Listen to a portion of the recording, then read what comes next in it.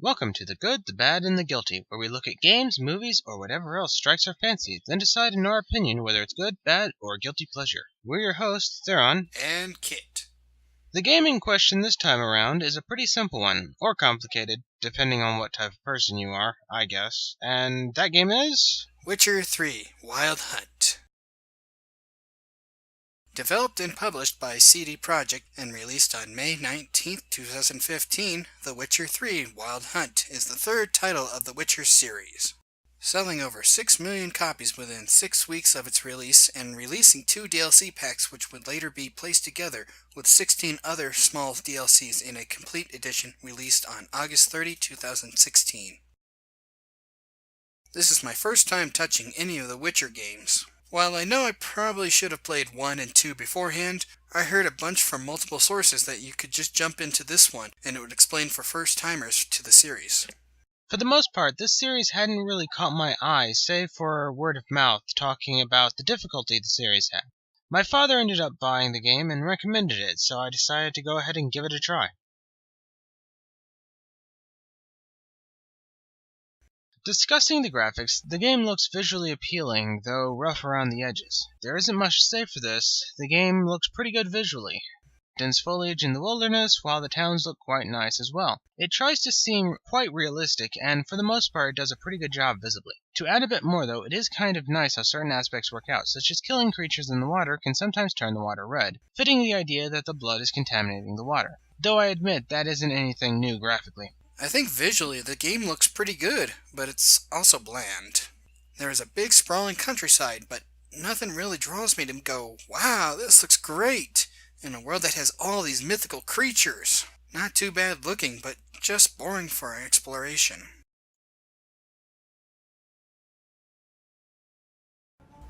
Moving on to story, you play as the Witcher known as Geralt, starting a little after Witcher 2. He's finally regained his memories of who he was and that he has to find his kinda sorta daughter apprentice Ciri, who has been on the run from the Wild Hunt, who wish to use her for her abilities to destroy the world basically. So it's a race for Geralt to reach Ciri before the Wild Hunt can capture and force her to their will. Or it would be a race if we didn't have 50 quests we could do each time we progressed a part into the story. I enjoyed some parts of the story, like when you go to look for the Baron's missing wife and daughter, and find where and why they left him. It actually made me feel a bit for the Baron and made him actually seem human, where instead they could have doubled down on him being a heartless monster who just wants them back for his property. A neat part for these stories is that some have little branching ends to them, adding some replay value to the game. Though it can be very disappointing at the end not just to have the wife die in front of him, but to have the daughter leave and the Baron hang himself at the end. It made the mission feel like I just wasted 10 hours running around just to end up where I started. Then we have the side main quests that derail you for 20 more missions to find one piece about what Ciri had for lunch that day. Or the regular side quest of kill a beast as it's Geralt's job as a Witcher, or quests you're supposed to know the outcome beforehand, or purely guess while Geralt becomes the bastion of knowledge moments before it goes wrong.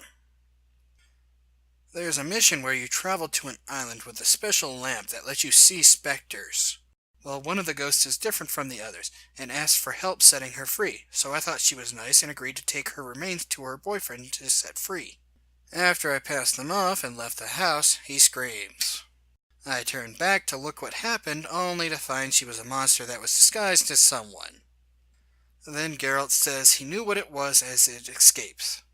Witchers are trained thoroughly to know every sign on monsters, their habits, and what they appear as, but we as the player aren't trained and don't know every sign, so there's no way for the player to know until too late on some missions like that.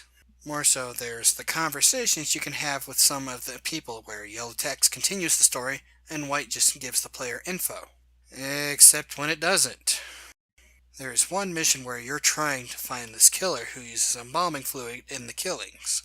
When I found the guy who I believed was the killer, the menu options showed up with the regular yellow text to proceed and saying he was the killer, and a few white options, and one asking why he didn't use the embalming fluid on this one he was going to kill. I thought nothing of it, as no quest I had run into in the game as of then affected the course of the quest, as quite a few games do. I found out later, had I asked why he's not, I would have found out he's not the killer, and it would have led me on another clue to eventually I would have caught the real killer and not the wrong killer instead. The game just changes the rules for that one spot and never uses it again or even warns the player. No other quest had that happen by that point, nor after, which felt annoying. The story started off refreshingly blunt, but as it progressed became worse than a lot of other storylines. Starting at first as a simple search for missing family, only to try to force its own ideas of morals at the expense of storytelling.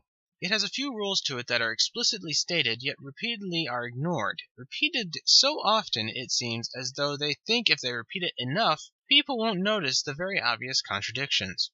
Example? Witchers. Witchers are people given a mutation that makes them stronger than mere mortals and a bunch of other benefits. Downsides? Main ones we'll hear a bunch about through this are sterility and removal of all emotions.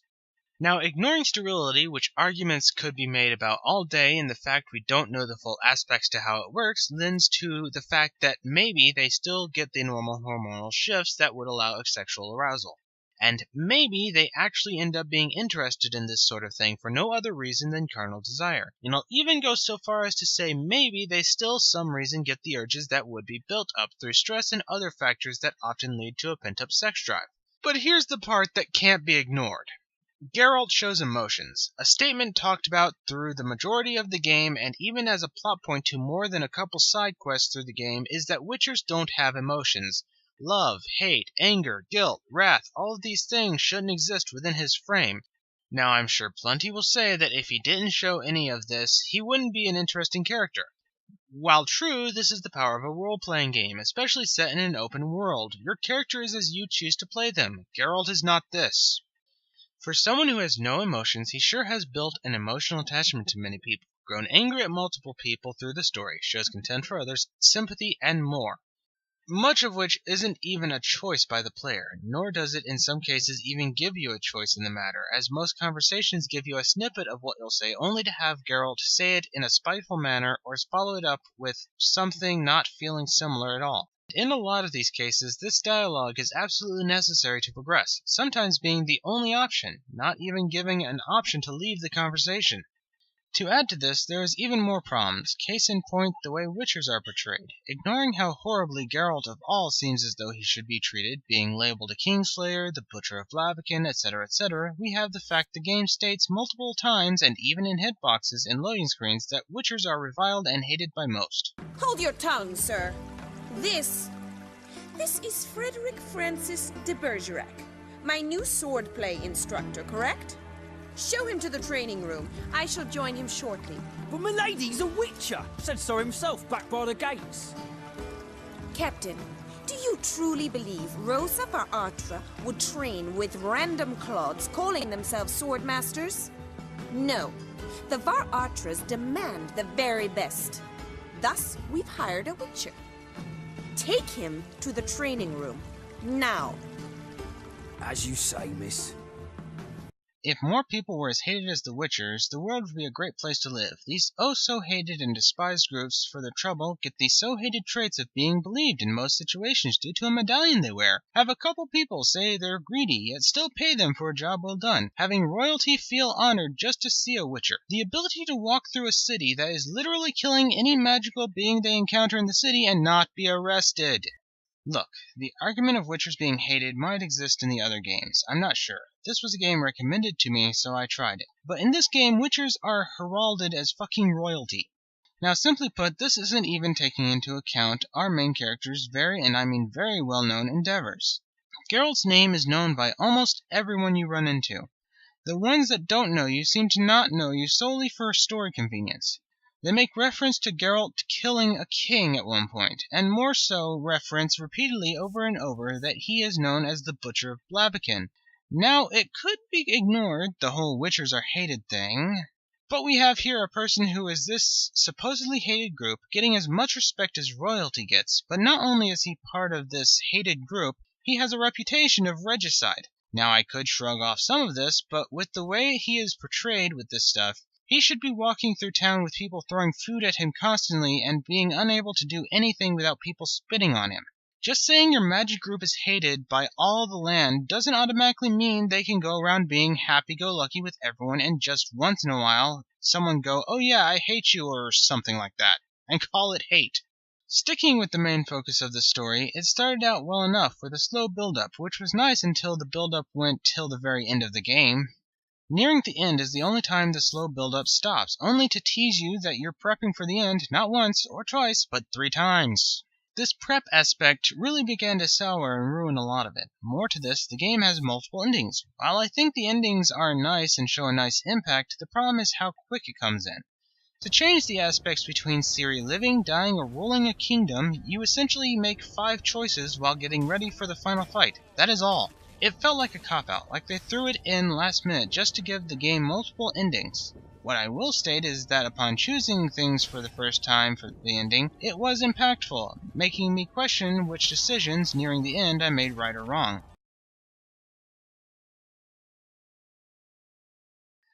The gameplay for Witcher 3 feels almost contradictory in nature.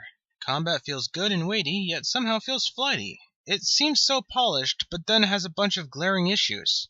An example of this comes in how monsters and humans interact differently in combat.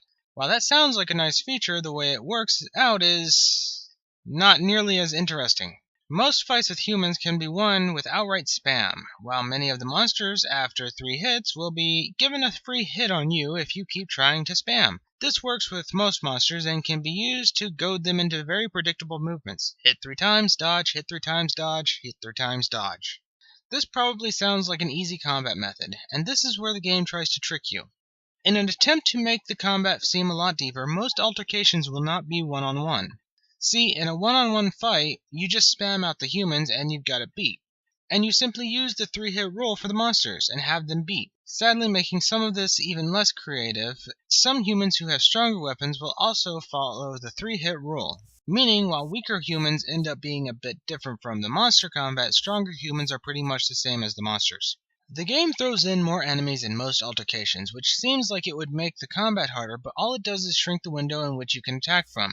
Instead of simply attacking that one soldier to death, if you try, someone else might attack you from behind. This is easily beaten, though, by simply attacking one guy until he's away from the pack, as each hit he blocks as you spam knocks him back further. In the case of monsters, spamming doesn't work anyway, so having multiples of them attacking at once is just a dodge fest until an attack opportunity comes into play. More so, the tutorial of the game teaches you to block and parry human enemies while advising you to dodge monster enemies. So why is it parrying human enemies does nothing to benefit, and in large groups opens you up to take damage against them while dodging doesn't? Yet parrying against monsters can damage some of the monsters, while dodging can sometimes still get you hurt. The game includes bosses as well, some of which can be interesting. Then you have others, which will outright punish you for not killing it faster. It leads to bosses feeling a bit like a bunch of bad with a tiny bit of good tossed in for variety. Moving away from combat, we have the exploration aspect to it. Now, the game is very expansive. Each area seems quite large enough to use a horse, though the horse was such a pain to control I opted for sprinting everywhere. Following the pattern of contradictions, though, we have an issue to the purpose of it. For the most part, the things I found traveling around felt lackluster. Most points of interest seemed to simply be discarded supplies, or in some cases just another place to kill a few bandits. There were a few interesting ones, such as liberating abandoned towns, which for the most part seemed to be just like the bandit camps, except people thank you after. For the most part, exploring seemed to rely a lot on wanting to see the pretty sights more than giving anything for the effort. Then there is also a minigame that I personally could not get into no matter how much I tried. A minigame that they try way too hard to get you involved in. This game is called Gwent. It is a card game where you face off against someone else and have to get more points than the other person by the end of each round. This game has rules that are either thrown at you in such large quantities at once that they become muddling, or they just seem to disregard explaining how certain things work, which leads to frustration just trying to figure out the tutorial.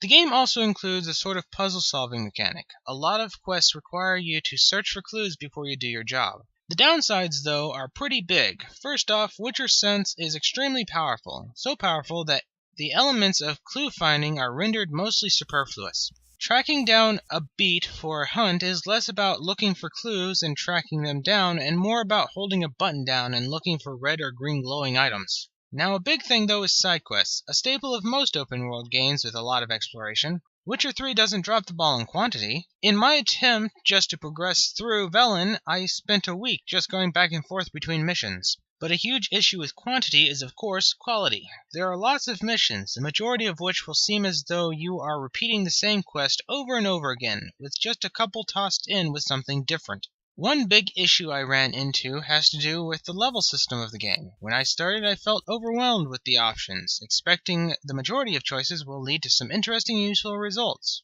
I ended up finding out after level 1 that only 2 skills were needed to make the game a cakewalk, even on Death March. One of them removes a huge cash sink the game has in the form of food, turning food from a 5-second snack into a 20-minute meal. The sheer amount of food saved by this option quickly had me outright overburdened with food. As for the level scaling of the game, I tried to stay away from this, at first just figuring it was an issue with my chosen difficulty. But after running into multiple areas where I get a level 2 to 5 mission only to have the enemies in the area surrounding said mission have red skulls floating over their health bars, so much so it became a case of just rushing to the objective, I feel it needs to be questioned as to what the plan was supposed to be. To finish off with my part of the gameplay segment, I want to simply state that the person who thought up Gwent needs to be fired. Sounds a bit harsh, I know, but the absolute absurd nature of how forceful they try to shove this minigame down the player's throat is actually anger-inducing. It would just be part of the game otherwise, something people could pick if they wanted, but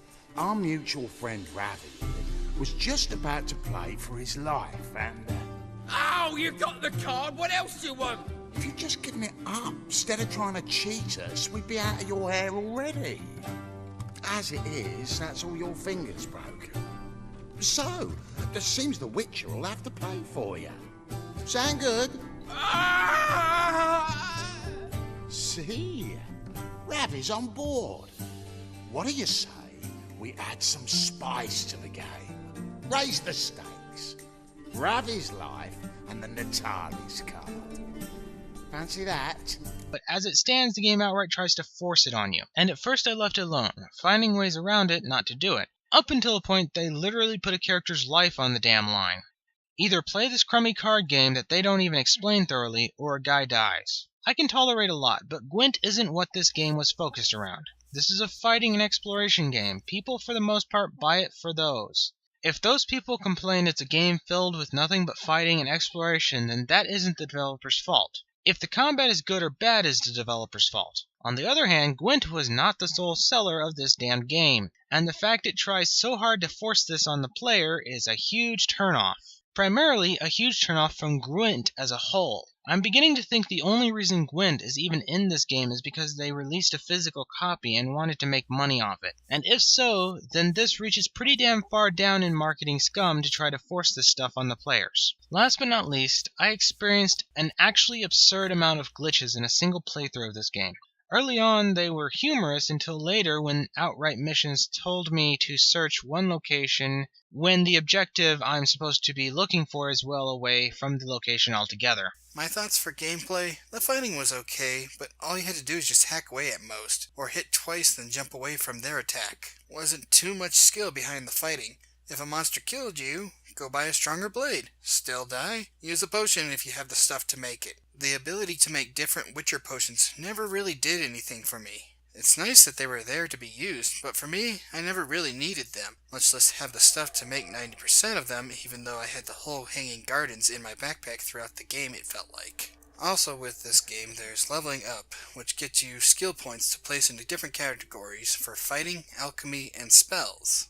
I felt once I had the quick and strong attacks leveled up fully, then made the mind spell work in conversations, there really wasn't much else I thought was needed. A quick fireburst spell to get enemies to back off or set on fire to get them out of my hair for a few seconds to heal up if needed, but otherwise they had so many skills to me that they just felt useless in the overall part of the gameplay.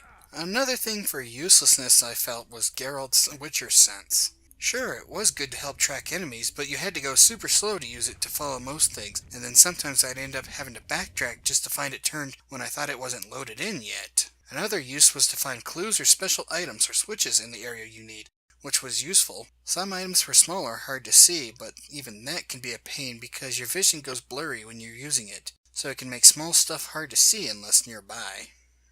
You could tell they were trying to do a small Sherlock Holmes thing with finding clues to solve stuff, but I felt like they didn't really make much use of it. The player's eyes could have already told them that there's a lot of blood in the area, and these people were killed by what we're hunting, basically. But while the Witcher senses may be useless to a degree, pales in comparison to the card game Gwent. You can easily tell this was slapped in to market a real version of the card game for players to buy. I tried playing a few rounds of the game myself, but how it's all explained in game and so quickly it made it confusing and made me just not care to touch it again, as it felt like they just slapped it in.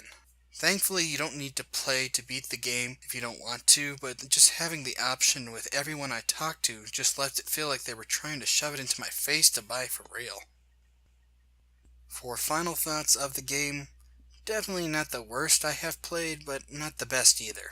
While it looked nice and the story was good for parts where it wasn't just going, "Hey, do you remember this guy from past games?" or parts where they were just expecting the player to know something. The game wasn't too bad, and I might in a year or so play it again, maybe try the cards or such once more, but overall this game's bad. The game has its ups, downs, and downright frustrating aspects. From absurdly predictable enemies to enemy damage output shifting absurdly within only a few feet of one another throughout the world. The inconsistencies between the lore and the personality of Witchers are very glaring and leads to emotional outbursts looking like they are solely for the purpose of plot. Glitches range from missing sections of character models to outright having some enemies fail to load in while still being able to deal damage to you. Pacing is jarring to the point of frustration. Gwent is used as a plot point too many times. While the game has its good sides, the majority of it gets overshadowed by the bad, and that is a big problem. By the end of the game, the bad navigation, overstretched story, and repetitive combat reached a point of annoyance that left me glad to see the credits roll for the wrong reasons. Early on, I thought a lot of the problems were small, but as the game went on, not only did the problems stay, but more and more packed on. Because of this, I'd have to say this game is bad.